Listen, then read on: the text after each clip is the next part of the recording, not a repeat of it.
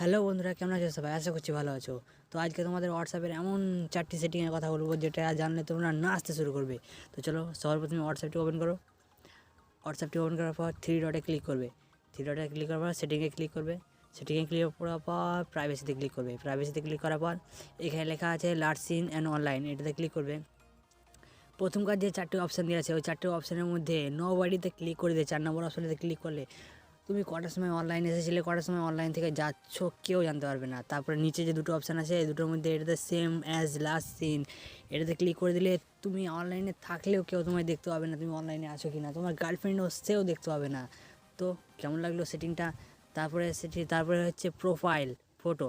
Profile এটাতে click করে এটাতে নো বাড়িতে ক্লিক করে দিলে 4 নম্বরটাতে ক্লিক করে দিলে তোমার প্রোফাইল ফটো কেউ দেখতে পাবে না, কেউ না।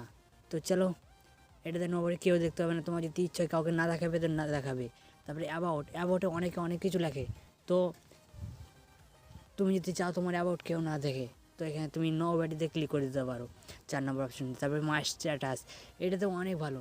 তুমি যদি চাও তোমার স্ট্যাটাস কেউ না দেখুক তো এখানে শেয়ার অন হোয়াইটতে লেখা আছে, এটাতে ক্লিক করে যাকে যাকে চুজ করবে সে তোমার স্ট্যাটাস দেখতে পাবে।